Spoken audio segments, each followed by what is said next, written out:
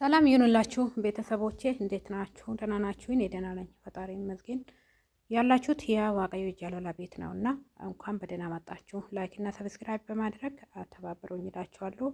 ዛሬ ይዤ የመጣሁት ምንድን ነው፣ አንዴን ተቀምጠን ስናስብ ማለት ነው ብዙ ነገር ይመስለናል ማለት ነው። ምክንያቱ ለምሳሌ ሰሞኑ የተካሄደ ያለ በሀገራችን ላይ ግራ የሚጋባ ነገር ነው። ለምሳሌ አርሲ ላይ ክርስቲያኖች እየሞቱ ነው ያሉት፣ እየተገደሉ ነው ያሉት እና ምን አይነት ሀገር ላይ እንዳለ ራሱ ግራ የሚጋባ ነው እና ለምን እንደዚህ የሆነው ያለው ብለም ሁላችንን እርስ በራሳችን ጥያቄ ብንጠይቅ መልስ በራሳችን እናገኛለን። ምክንያቱም ምንድን ነው የኢትዮጵያ ነገር በጣም ነው የሚገርመው። ምክንያቱም ነጮች የሴሩት ነገር ነው እዛ ጋር እየተደረገ ያለ። እሱስ ምንድን ነው? ለምሳሌ ሰሞኑን ያያችሁት ከሆነ አቤል ጋር እና አቤል እነ ልዑል እዚህ ሶሻል ሚዲያ ላይ የሰሩት ልጆች ማለት ነው እና አቤል ቤት ተጋድላ የተገኘችው ያ ጓደኛው ፍቅረኛ እየተባለችው ማለት ነው ራይል እና ከዛ ተጀምሮ የትና የት የሄዱ ነው ያሉት እና ምን አይነት ነገር ነው ያለ ብለ የራሳችን ጥያቄ ስንጠይቅ አሮጊትም ይሁን ሽማግሌም ይሁን ልጅም ይሁን ማንም ይሁን ወዴት የሄደ ነው ያለ? ብር ካገኘ የራሱ እየሸጠ ነው ያለው ማለት ነው። በዚህ ዘመን ወጣቱ ሰርቶ መለወጥ የሚችለው ያለው ዜጋ አሁን ለምሳሌ ይሄን ኃይል ብር ይሰጣሉ እና ይሄ ሰው ገድል ከተባለ ይገላል። ሰው መግደል እና ራሱን መግደል ጥፋት እንደሆነ ወይ ደግሞ እግዚአብሔር ቤት ሲሄድ እንደሚፈረድበት አያውቅም ማለት ነው ወይስ? አልገባኝም እሱ ነገር ማለት ነው። እና ለምሳሌ አሁን አቤል ቤት ተገኝታ የተገኘችው ልጅቷ መጀመሪያ እቅድ ስለነበራችሁ ነው። አሁን ለምሳሌ የሚሰራው አቤል በፊት እንደዚህ ወንጀለኞች ማጋለጥ አይደለ ስራው። ምናልባት ከነሱ ጋር ተናናክቶ ይሆናል እና ሰራተኛው የቤት ጠባቂው የገባ በእነሱ እጅ ነው ብዬን የማስበው። ምክንያቱ ታስቦበት ነው የሱ ቤት ራሱ ዝቅ አድርጎ የገባ ታስቦበት ነው እንጂ ስራ ፈልጎ አይደለም፣ ዘበኛ መሆን ፈልጎ አይደለም። ደግሞ ያቺኛው ራይል ምንድነች ሊያ የተባለችው እሷም ሀብት ንብረት ያላት ትልቅ ድርጅት ያላት ሴትዮዋ ሰራተኛ የቤት ሰራተኛ ሆና መግባቷ መጀመሪያ ታቅዶበት ታስቦበት እንዴት እንደሚሰሩ ሁሉም ነገር እቅዳቸው ስለሆነ ነው በሱ ቤት እየሰራችው። ግን መቼና እንዴት እንደሚያከናወኑ ሁሉም ነገር ተጣንቶ ነው የታካሄደ ማለት ነው። ብዙ ጊዜ ጥሩ ሰው መሆን ጥሩ አይደለም። ጥሩ ሆናችሁ የዋህ ሆናችሁ በቃ እናንተ ሰው የወደዳችሁ ወይ ደግሞ ሰው እንረዳለን ጥሩ እናደርጋለን ብላችሁ ስታስቡት ሰው ደግሞ ለእናንተ ጠላት ሆኖ ይገኛል። ስለዚህ ሁሌ ጥሩ መሆንም ጥሩ አይደለም እና ጥሩም ሲታረጉ ማን ነው እኔ አካባቢ ያለው እኔን የሚወድስ ማን ነው? እኔ ላይ ምንድን ነው እየተካሄደ ያለው ብላችሁ ማሰብ አለባችሁ። እና አቤል ላይ የተደረገ በዚህ ሰሞን ይሄ ነገር ነው። እሱ አላወቀም። ሰራተኛው የቤት ጠባቂው እንደ ወንድሙ አድርጎ ይዞ ቤት ሰራተኛ ብላ የገባችውም ልጅ እንደ እሄቱ አድርጎ ይዞ ጉድ እየሰሩት የእንቅልፍ መድኃኒት ሰጥታ ነው የልጅቷ ሬሳ ያስገቡት ተባብሮ ማለት ነው። እና ያ ራይል ፍቅረኛ የተባለው ይሄ ታምራት የተባለው ባለጌ ሰውዬ ሲጀመር እናት አባቱን የሸጠው ለሰው ልጅ ይመለሳል ብሎ በምስም አይታሰብም። እና ይሄ 66 የተባለው 666 የተባለው ወደ ጥቁር ሀገር አሁን ለምሳሌ ወደ አፍሪካ ነው ያስገቡት። ለምንድን ነው ወደዛ ያስገቡት? መጀመሪያ የአፍሪካ ሰዎች ስራ አይወዱም፣ ቢሰሩም አይለወጡም። ምክንያቱ የሆነ ሱስ ይጠመዳሉ። በቃ ብራቸውን አያስቀምጡም። ብራቸው ራሱ ዝቅተኛ ስለሆነ ዝቅተኛ ኑሮ ስለሚኖሩ ለብር ብሎ ምንም ነገር ማድረግ ወደኋላ አይሉም። ለዛ ነው እና ለዛ ነው ወደ አፍሪካ ያመጡት ይሄን ነገር ማለት ነው። አብዛኛው ቦታቸው ምንድነው እዚህ ኦንላይን ላይ ራሱ ነበር ቲያንስ ምናምን ብሎ ብዙ ጊዜ ልጆች በውስጥ ሲጠይቁት ነበር። ከዚህ 2 አመት 3 አመት በፊት ስራ በኦንላይን መስራት ትፈልጋላችሁ ስራ አምጥተናል ምናምን ብሎ ሲያወሩ ነበር። እና በዛን ጊዜ ብዙ ልጆች ጠይቆኛል፣ እኔ ራሴ ማለት ነው። ግን አልፈልግም ብዬ ነው ተውኩት።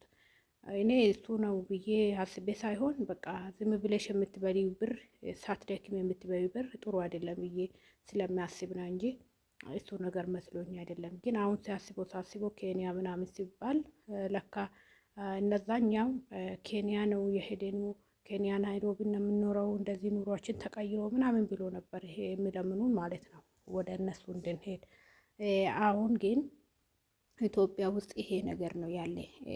አሁን አርሲ ላይ ሰዎች የተገደሉ ነው። መንግስት የት ሆኖ እንደ መንግስት ስንት ሰው ስንትኛው የትኛውና የትኛው ነው የሚሰራው? እኔ አንዳንድ ጊዜ እኮ መንግስት ምንም ማድረግ አይችልም። እኛ ራሳችንን ሰው እርስ በራሱ ጭንቅላቱ የማይሰራ ከሆነ መንግስት ጭንቅላቱ ውስጥ ገብቶ አያሰራም። ስለዛ ነው እና ሁላችንን ራሳችንን ብንሰራ ራሳችን መቀየር ብንፈልግ መንግስት እናግስ ነበር። ግን እኛ እዚህ ጋር ለብር ብለን እናትና አባታችን ገለን ወንድምና እህታችን ገለን በቃ የምንኖረው ኑሮ ብር ብናገኝስ ብር ብናገኝስ አንጠግብም እኮ ብር አንጠግብም። ቢሆንም ደግሞ በትንሿ ተመስገን ብሎ መኖር አቅቶን በትልቅ ተመስገን ማለት ስለሌለ ራሳችሁን አትሽጡ የሚያልፍ ነገር። እዚህ መንገድ ላይ እዚህ መሬት ያለው መሬት ነው የሚቀረው። ብርም ይሁን ምንም ይሁን ስትሞቱ ከእናንተ ጋር አይሞትም። ስለዚህ ራሳችሁን ተጠንቀቃችሁ ነገ የት ነው የሚሆነው? አሁን ዛሬ ብትኖሩም ነገ አትኖሩም። መቼም እንደምትሞቱ ስለማታውቁ ጥሩ ነገር መስራት ብርም ይበቃል። ትንሽ ብር ካላችሁ በዛው ተመስገን ማለት ነበረብን እንጂ አሁንም ብር መጠበቅ አሁንም በቃ ይሄ ሰው ገድል ይሄን ብር ይሰጣሉ፣ ይሄን እንደዚህ አርግ እንደዚህ ያደርጋሉ። እንደዛ ነው ያለ ኢትዮጵያ ውስጥ። ለዛ ነው ማናድገው። ለዛ ነው የትኛውም አገር ብትሄዱ እንደዚህ ክፋት የሞላበት አገር የለም እንደ ኢትዮጵያ ነገር። እኔ እንጃ ወዴት እንደሄደን ያለው ራሱ አሁን ብዙ ጊዜ አሁን እኔ የተለያየ ሶሻል ሚዲያ ላይ ይሰማለሁ። የትኛውም አገር የለም እንደዚህ ነገር። በአረብኛም ይሁን በምንም ይሁን ይሰማሉ ቁጭ ብዬ። ምክንያቱም ጊዜ ለማሳለፍ ሲል እንደዚህ ነገር መስማት ደስ ይለኛል ማለት ነው። እና ጥሩ አይደለም ይሄ ነገር ሁሉ። እኛ ሀገር ለምን ገባ? ሰው ራሱ ስለማይጠብቅ ሰው ስራ ስለማይወድ ቢሰሩ መንግስትም ያገዛቸዋል። እናንተ ራሳችሁ መንግስት አላገዛችሁ። መንግስት በራሱ መሬት ወርዶ አይደለም እንትን የሚያደርገው። ሰው መጀመሪያ ራሱን መሸጥ ካቆሜ አገሩን ከወደደ ሰውን ከወደደ ከዛ በኋላ ነው ሁሉም ነገር የሚደርሰው። ግን አገሩን ካልወደድክ ምንም ዋጋ የለም። ራስን አትወድም። ራስን ጭንቅላትን የማይሰራ ከሆነ ሰው መገል አይደለም ራስክ ትገላለህ አይደል? ለዛ ነው እና ለዛ ነው ጥሩ ያልሆነ መጥፎ እየበዛ እኛ ራሳችን ስለማንሰራ ነው። እና አርሲ ላይም ሰው ይሞት እንደዚህ ነው ያለው ማን ነው የገደለው? እኛ ራሳችን ለሰይጣን ከተሸጠን እና እንዴት አንሞትምና?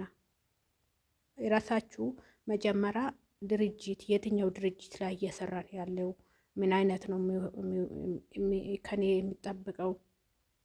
መጀመሪያ እናትና አባትክ እህትክ ምስትክ ልጅክ ማነው ብሎ ሲጠይቁ መጀመሪያ እንደ የትኛው ድርጅት እንደዚህ ብሎ መጀመሪያ፣ ምክንያቱ እናንተን እንዳትወጡ ስለሚፈልግ ነው። ይሄን ቁጭ ብላችሁ ብር በልታችሁ እንትን ኖሩ ስትባሉ ለምን ይሽትላላችሁ እንዴ? ያለ ስራችሁ። እና ይሄ ነገር ያሰበን ወደፊትም ብንኖር ይሻላል። እግዚአብሔር ይመስገን አቤል እንኳን ንጹህ መሆኑ የተረጋገጠ የሄደ ነው። ግን ወንጀለኛው ደግሞ በቅርብ ጊዜ እንደሚታወቅ እግዚአብሔር ያውቃል ማለት ነውና ሁላችንን ጥሩ ነገር መስራት እንልመድ። የራይል እናትም መጀመሪያ አቤልን ለመገደል ስትፈልግ የነበረው አሁን እንኳን እሱን መተባበር ቆርጣ ተነስታለች። እሱን ተባብሮ የልጇን ገዳይ ልታገኝ አሁን እቅድ ላይ ነች እና እግዚአብሔር ይመስገን እንኳንም ታረቁ። አቤልም ደግሞ ነፃ ተብሎ ከፍርድ ቤት እስከሚሰጥ ድረስ ከእግዚአብሔር ሁላችሁም በጸሎታችሁ አስቡ። ሰይጣን ራሱ ይቀጥቀጥ በእግዚአብሔር ስም። ስለዚህ ወደ አገራችን እየገባ ይሄ ሰይጣናዊ ድርጊት እግዚአብሔር እንደምንም ብሎ ከሀገራችን ያውጣ። ዱሮ የንጹህ አገር ነው የእግዚአብሔር አገር ነች ምናምን ይባላል። ግን አሁን እንደዛ አይደለም። እንደኛ አገር በመጥፎ የታወቀ የለም። እንደ ኢትዮጵያ በመጥፎ የሞላ የለም። የሰው ደም የሞላ መሬቱ በቃ ብዙ ነገር ብዙ ክፋቶች ያሉት ኢትዮጵያ ነው። ስለዚህ እግዚአብሔር ለምኑ፣ ጸሎታችሁ ሁሌ አገራችንን ሰላም አርግልን፣ ሰላሙን መልስልን፣ ጥሩ ጊዜ መልስልን ብላችሁ ሁላችሁ በጸሎታችሁ አገራችሁን አስቡ። ይሄ ብቻ ማለት ነው የመጣሁት። ሰሞኑ የተከታተልኩ ነበርና በጣም ተጨንቄ ነበር ስለ አቤል። የሱ ያነሴ ደግሞ ገና ከልዑል ጋር ለመጣላት ውሸት በመሀሉ ስለገባ እግዚአብሔር ይመስገን ነው ሁለቱንም ታረቁ። ጠላት እናደድ፣ እግዚአብሔር ደግሞ ደስ ይበል። ስለዚህ እንኳን ደህና ሆናችሁ። ይሄን ለማለት ነው የመጣሁት። ላይክና ሰብስክራይብ አድርጉልኝ፣ ኮሜንታችሁ ጻፉ፣ ሀሳብ አስተያየታችሁን ስጡልኝ። መልካም ቆይታ ይሁንላችሁ። ቻው